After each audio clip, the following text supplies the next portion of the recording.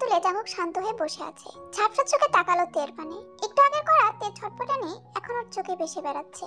Jungkook জানে থেকে দেওয়া মেডিসিনগুলো এফেক্ট করবে, সাইড ইফেক্ট আছে, তাই বলে এমন কিছু যে আজ হবে তা জাঙ্কুকের জানার বাইরে। ব্রেন কন্ট্রোল করা জাঙ্কুক জানে। পটুত্ব যতটা দরকার তার অনেকটাই তার আয়ত্তে। জাঙ্কুক যথেষ্ট মেধা সম্পন্ন ছেলে। যেমন ভাবে তার একদিক দিয়ে মানসিক কিছু সমস্যা রয়েছে, ঠিক তেমন ভাবেই তার মেধা তুখর, এটা কেউ অস্বীকার করতে পারবে না। ইঞ্জিনিয়ারিং পড়া ছেড়ে হুট করে মেডিকেল সেক্টরে যাওয়াটা কারোর জন্য সহজ নয়, কিন্তু সেখানেও নিজের মেধার পরিচয় দিয়ে নিজেকে বিস্তারভাবে প্রমাণ করেছে। বাবার নজরে সে তের জন্য নিজেকে পারফেক্ট করতে চেয়েছিল, করেছেও। তারা যদি একটাবার মেনে নিত তাহলে হয়তো জাঙ্কুকের এতটা কঠোর হতে হতো না, তেকে এতটা কষ্টদায়কভাবে ট্রিট করতে হতো না। তখন যখন জাঙ্কুক ফিরে তাকালো তখন বিছানা থেকে নিচে পড়েছে তে। ব্যথা সহ্য করতে না পেরে নিজের মাথা নিজেই দেয়ালে বাড়ি মেরেছে। জাঙ্কুককে ধরার বা কিছু করার সুযোগ সে দেয়নি। মুহূর্তটা ভুলতে পারছে না জাঙ্কুক। বহু কষ্টে ইনজেক্ট করেছে তেকে। এরপর এই তো মাত্র ঘুমালো, কপালটা ফুলে আছে। মলম নিয়ে যত্ন করে লাগিয়ে দিল কপালে। কিছুটা চুল তের মুখে চোখে আসছে দেখে যাও চুলগুলো একত্রে করার চেষ্টা করছে। বেশ হিমশিম খেতে হলো তাকে। এত বড় চুলগুলো কিছুতে আটকে রাখা যায় না। দৃষ্টি নিবদ্ধ তের মুখে। ফোলা ফোলা গাল দুটো জাঙ্কুকের অনেক প্রিয়। যখন তে ওটা জেদ ধরে বা রাগ করে তখন লাল একটা আভা ছড়ায় এখানে। মাথায় হাত বুলাতে বুলাতে জাঙ্কুক ভাবনায় পড়লো। রোজটা সে নিজেই বাড়িয়েছে তের, আর একটু স্টাডি করা দরকার এটা নিয়ে। তের এতটা মাথা ব্যথা কেন উঠলো?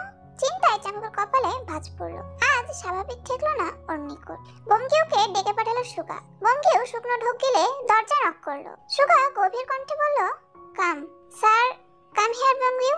Sorry sir, I said you to come. সুগার কথা শোনা মাত্র বঙ্গিউয়ের ঘাম ছুটে গেল। স্যার তাকে কেন ডেকেছে তা জানা নেই। ভয়ে ভয়ে আগে সরি বলে কেটে পড়তে চাইলো, কিন্তু সুগার মুখভঙ্গি দেখে কিছুই ঠাড় করতে পারলো না। সুগা বেশ স্বাভাবিকভাবেই বলল, বসো।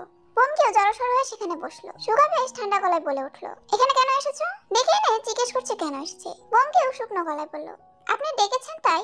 I said why did you join Bangladesh army? It's my love for my country sir. ভুল। কোথায় দেশপ্রেম? আমি তো রাজশাহী শহর জুড়ে তোমার নারী প্রেম দেখছি। সুগা প্রচুর চতুর মানুষ। মুখের ভাষায় মারতে হয় কিভাবে তা জানা আছে তার। যা বোঝার তা সে বুঝে গেল ততক্ষণে। বেশ তাড়াহুড়াই বলে উঠলো, স্যার আই ক্যান এক্সপ্লেইন। প্রয়োজন নেই তার, ইউ মে গো। বঙ্গিউ মাথা নিচু করে চলে গেল। যার আগে আরেকবার সরি বলতেও ভুললো না সে। বঙ্গিউ যেতেই সুগার ফোনটা বেজে উঠলো। তাড়াতাড়ি ফোন তুললো সুগা। ব্যস্ত করে জিজ্ঞেস করলো, কোনো ইনফরমেশন? অপর পাশ থেকে কিছু বললো, যা শুনে ভ্রুকুচকায় সুগা। কিছুক্ষণ কথা বলে ফোনটা রাখলো। এটাকে খুঁজতে খুঁজতে এই মাসখানেক সময়ে হাঁপিয়ে উঠেছে সুগা। অতি গোপনে জাঙ্কুকের খোঁজ চালাচ্ছে সে। আপাতত এতটুকু শিওর জাঙ্কুক ঢাকাতে আছে। এই পর্যন্ত দুইবার তাকেই দেখা গিয়েছে, তবে কেউই নিশ্চিত না যেহেতু মুখ ঢাকা থাকে। মাস্কের দরুন চেহারা বোঝা না গেলেও কিছুটা টের পাওয়া যায়। মেসেজে পাঠানো ছবিটা দেখে থমকে গেল সুগা। হ্যাঁ, এটাই জাঙ্কুক। এর মানে জাঙ্কুক কেউ ঢাকাতে রেখেছে। মাথা কাজ করছে না সুগার। জাঙ্কুক নিজেকে হাজার কন্ট্রোলে রাখুক না কেন, দিন শেষে সে বদ্ধ পাগল হয়ে যায়। তখন কাউকে পরোয়া করে না। কতবার এর সাক্ষী স্বয়ং সুগা ছিল, যে নিজেকে আঘাত করতে দ্বিতীয়বার ভাবে না। সে তেকে হাজার ভালোবাসা দিক, দিন শেষে সেই ভালোবাসাটাও তো উন্মাদনায় ভরপুর থাকবে। সে প্রণয়ের ফুলকিতে ঝলসে না যায় সুগার নরম বনটা, ছোট্ট সেই প্রাণটা। ক্ষুধা লেগেছে। হ্যাঁ, খাবি তো প্রাণ? ইনসুলিনটা আগে দিয়ে নি, সাথে ওটাও দিও, না হলে আমার মাথা ভালো লাগে না। ঢোক গেল জাঙ্কুক। শুষ্ক গলায় জিজ্ঞেস করলো, ওটা মানে? জানি না, কিছু একটা। তুমি দাও তো। সেটাই, ওটা না দিলে আমার মাথা ভার লাগে। দেওয়ার পর ভালো লাগে। আমি কিছু দেই না দেহ, শুধু তোর ভালোর জন্য। খাবো এখন। হ্যাঁ প্রাণ, যাচ্ছে এখনই। সবাই মাত্র ঘুম ভেঙেছে তের। রাত এখন 2:30। খাবার হাতে ঢুকলো। তের আচরণ স্বাভাবিক, তবে খেতে খেতে জানালো তার মাথা ব্যথা করছে। যাও ব্যস্ত হতেই তে পুনরায় বলল, কপালে করছে ব্যথা। চলে যাবে প্রাণ, হাকর।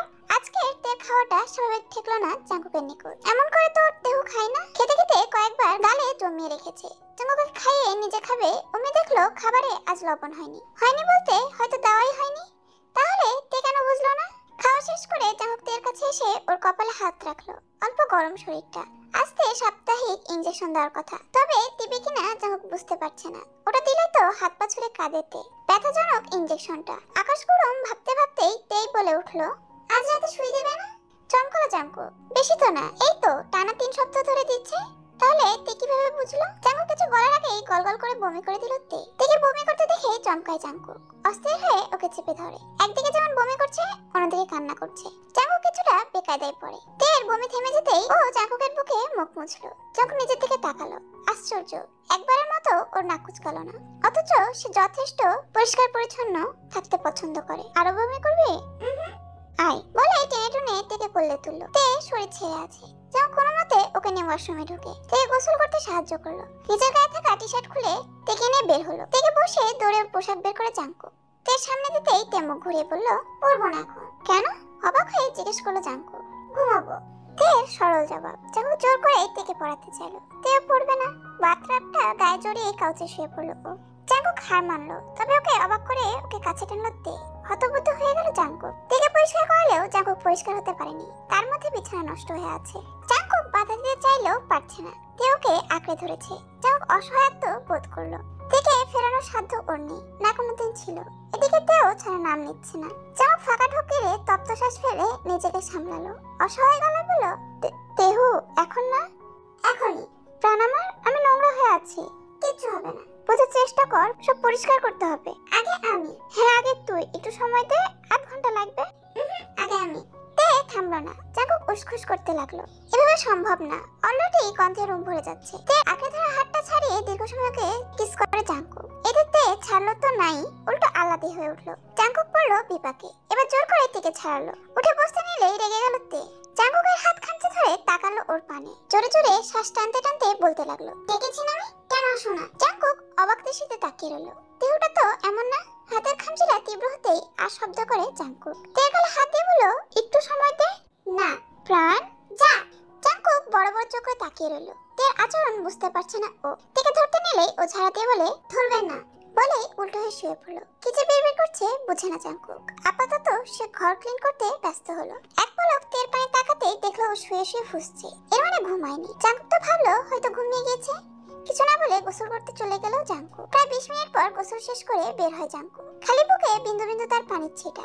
হাত দিয়ে চুলগুলো ছাড়াতে তের পানে তাকালো। কাউচের বাইরে তের চুলগুলো। এগিয়ে এসে তের চুলগুলো মুছে দিল। তে কথা বললো না। জাঙ্কুক এবার ডাকলো, তেহু। তাও তে কথা বললো না। বলবে না সে কথা। কেন বলবে? রাগ হয়েছে তার। জাঙ্কুক বুঝে। অল্প হেসে তের পিঠে হাত রাখতেই তে মুখ তুলে তাকায়। জাঙ্কুক ব্যস্ত হলো। হাত রাখলো ওর প্রাণের গালে। ব্যস্ত হয়ে জিজ্ঞেস করলো, ব্যথা হচ্ছে? খারাপ লাগছে তেহু? কথা বল। কেন কাঁদছিস? কথা নেই আপনার সাথে। ভালোবাসেন আপনি আমাকে। তো কেন বলেছিস সব কথা না বলতে? আমার কাছে আয় বলেই কোলে তুলে বিছানায় নিল তেকে। যে না জাঙ্কুক ওর কাছে এলো, অমনিতে তাকে ফিরিয়ে দিল। জাঙ্কুক অবাক হয়ে জিজ্ঞেস করলো, কি হয়েছে? ভালো লাগছে না। কিছু দাও তো আমাকে। কি দিব? কিছু দাও। ভালো লাগছে না, মাথা কেমন করছে।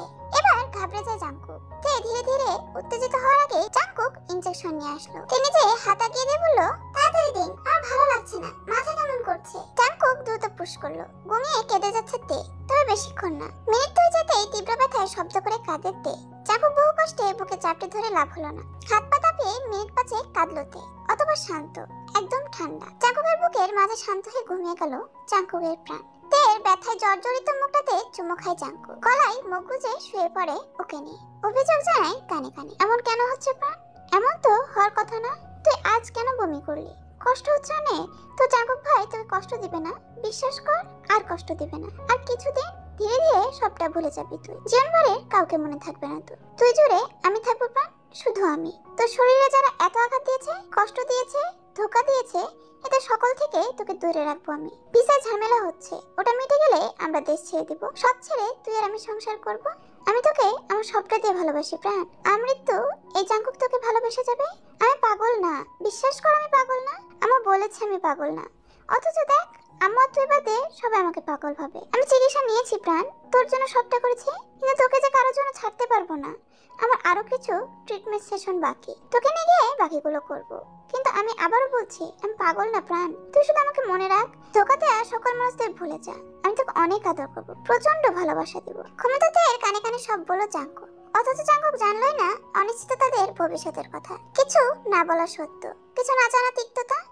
স্যার, কর্নেল গঙ্গু হাসলেন সুগাকে দেখে। ইশারায় বুঝতে বললেন সুগাকে। যতক্ষণ না স্যার কিছু বলছে ততক্ষণ সুগাও কিছু বলতে পারছে না। অবশেষে প্রস্তাব দিল কর্নেল গঙ্গু, ইউনা সুগা, সোজা কথা বলতে পছন্দ করি আমি। ইয়েস স্যার, আমি তোমাকে আজ অনেক বছর ধরে চিনি। তোমার স্বভাব চরিত্র আমার জানা। আমার মেয়ের জন্য তোমাকে চাইছি। আমি চাই তাকে তোমার হাতে তুলে দিতে। এতটুকু বললেই থামলেন তিনি। মুখ চিকচিক করছে তার। সুগা কোনোদিনও তাকে ফেরাবে না, এটা জানেন তিনি। জীবন কিছু কাজে এদিকে এসেছিল, এসেই এমন কথা শুনে তার মাথা ঘুরে উঠল। এজন্য কি সুগা তাকে পাত্তা দেয় না? যেখানে এত বড় ঘরের প্রস্তাব পেয়েছে, সেখানে জিমিনের মতো কাউকে কেনই বা গ্রহণ করবে সুগা? কথাটা ভাবতেই গলা ধরে আসলো ওর। চোখটা ঝাপটালো পার কয়েক।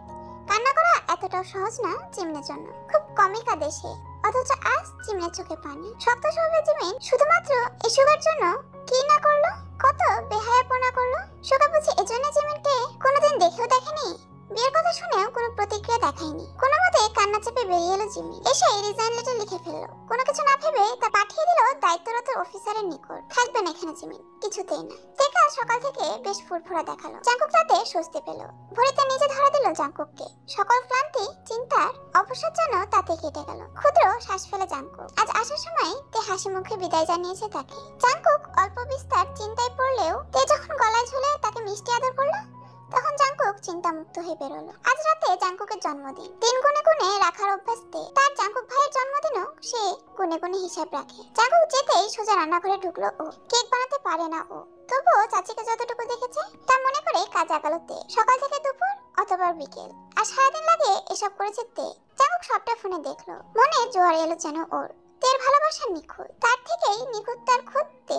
আজ জাঙ্কুকের ফিরতে লেট হলো কিছুটা। তে তখন সুন্দর করে একটা শাড়ি পরেছে, সেজেছে হালকা করে। লাল রঙের ঠোঁটটা বেশ আকর্ষণীয় দেখালো। নিজেকে দেখে হাসলো তে, লজ্জা পেল সামান্য। মিনমিন করে বলল, দেয়ার মতো গিফটই তো নেই, আমি টাকা আপনাকে দিয়ে দেবো প্রাণ। অতঃপর অপেক্ষা। তে 8 ঘন্টা যাবত অপেক্ষা করার পর চিনচিন ব্যথা অনুভব করলো মাথায়। গাড়িতেও একবার লাস্ট সময় দেখে দেখেছে জাঙ্কুক। নিজেকে বহু কষ্টে সামাল দিয়ে ড্রাইভিং এ মনোযোগ দিল ও। তের মাথা ব্যথা চিনচিন থেকে ধীরে ধীরে তীব্র হচ্ছে। তে 2 হাতে মাথা চেপে ধরলো, মুখে ব্যথা তো শব্দ করে চোখের সামনে সবই যেন ঝাপসা হয়ে আসছে ক্রমশ। আর সহ্য করতে পারে না তে, উঠে দৌড়ে যায় আলমারি ড্রয়ারের কাছে। টান দিতেই তা খুলে গেল। হয়তো জাঙ্কুক কাজ লক করতে ভুলে গেছে। 3-4টা ক্যাপসুল রাখা সেখানে। তে বড় সিরিঞ্জ নিল একটা। মাথা ব্যথায় জান যায় যায় অবস্থা। 3টা ক্যাপসুল হাতে তুলে তে আর দাঁড়িয়ে থাকতে পারলো না। ধপ করে আলমারি ঘেঁষে বসে পড়লো। শাড়ির আঁচলটা অবলীলায় পড়ে গেল। তে সহ্য করতে না পেরে এক সিরিজ লিকুইড স্যাম্পল নিজের হাতে পুশ করলো। ব্যথা কমেনি ওর। পরপর আরেক সিরিঞ্জ ভরে গেঁথে দিল বাহুতে। শরীর কাঁপছে ওর, ঠিক যেন কোনো নেশাগ্রস্ত মানুষ নেশা পেল। তীব্র বাসনায় দিশেহারা হলো ও।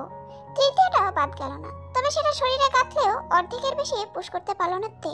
শরীর ছেড়ে দিয়ে দেয়ালে পিঠ থেকে বসে রইল ও। জাঙ্কুকের জন্য করা শ্বাসটা নিমিষে লেপটে গেল। এদিকে তীব্র আকাঙ্ক্ষা আর হাত ভর্তি ফুল নিয়ে রুমে ঢুকলো জাঙ্কুক। হাসি মুখে ডেকে যাচ্ছে, দেহু দেহু, কোথায় তুই প্রাণ?